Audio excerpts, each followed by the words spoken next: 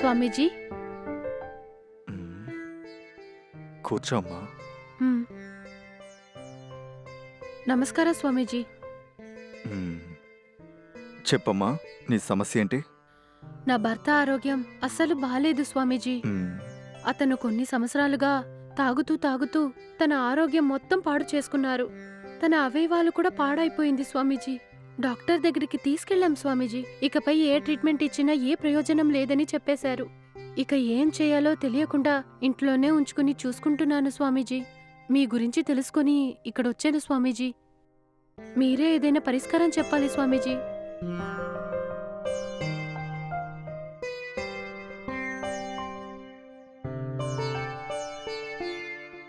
నా జ్ఞానేంద్రియంతో ఆలోచించాను. మ్. మీ భర్త మద్యానికి బానిసవడం వల్ల ఈ దుస్థితి కలిగిందమ్మా. మరి దీనికి పరిష్కారం ఏదైనా ఉందా స్వామీజీ?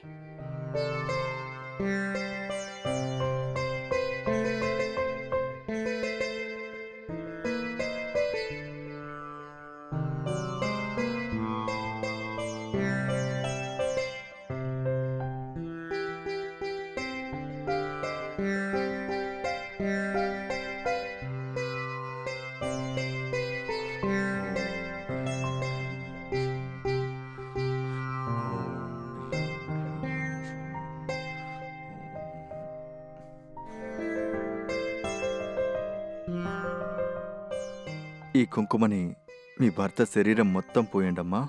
అలాగే మీరు మ్. 48 రోజులు మా ఆశ్రమానికి వచ్చి మ్. ఆ కుంకుమని తీసుకెళ్ళి మీ భర్త శరీరానికి పోయండి. సమస్య మ్. పరిష్కారం అవుతుంది. అలాగే స్వామీజీ, తప్పకుండా. మీకు దక్షిణ ఎంత ఇవ్వాలి స్వామీజీ? వద్దమ్మా, నాకు అవసరమైనప్పుడు నేనే మ్. అడుగుతాను. నేను అడిగినప్పుడు కాదనకుండా ఇస్తావు కదా. ఆ, తప్పకుండా ఇస్తాను స్వామీజీ. నా భర్త ఆరోగ్యం కంటే నాకింకేం కావాలి? తను ఆరోగ్యంగా నడుస్తూ మొదట్లా ఉంటే మీరేం అడిగినా తప్పకుండా ఇస్తాను స్వామీజీ. ఇక నేను బయలుదేరినా స్వామీజీ? మ్, సంతోషంగా ఉండమ్మా. మ్.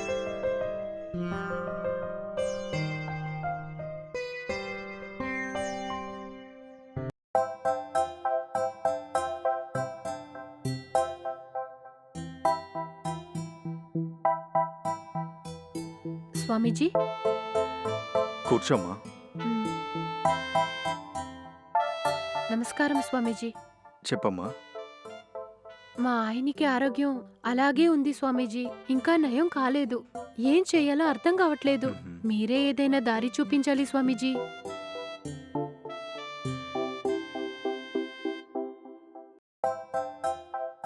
దానికి ఒకే ఒక్క మార్గం మాత్రమే ఉందమ్మా. ఏంటి స్వామీజీ? నువ్వు ఈ ఆశ్రమంలో ఉండే మ్. ఆశ్రమ సేవలన్నీ చేయాలి.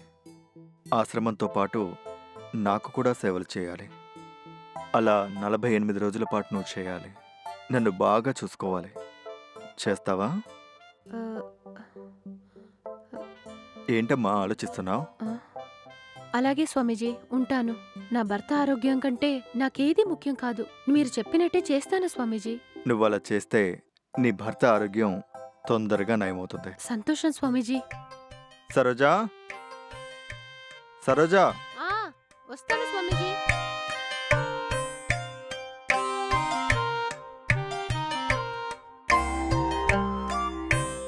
పిలిచారా స్వామీజీ?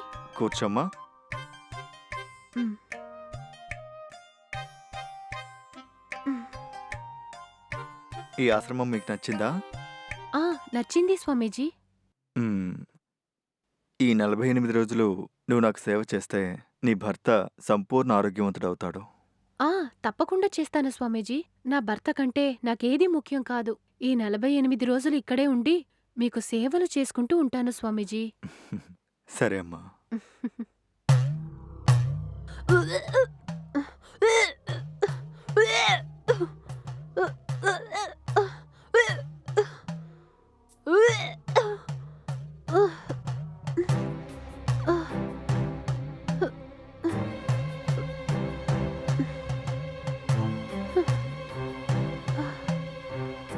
అయ్యో! నా భర్తని ఎలాగైనా కాపాడాలని ఆ స్వామీజీని వెళ్ళి చూస్తే అతను నన్ను ఇలా నాశనం చేసేసాడే. ఇప్పుడు ఏం చెయ్యాలో నాకు అర్థం కావట్లేదు. 48 రోజులు నన్ను సేవలు చేయమని చెప్పి నా జీవితాన్ని నాశనం చేశాడు. నా భర్తకు తెలిస్తే నా పరిస్థితి ఏమవుతుంది? అయ్యో, ఇదంతా నా కర్మ కర్మ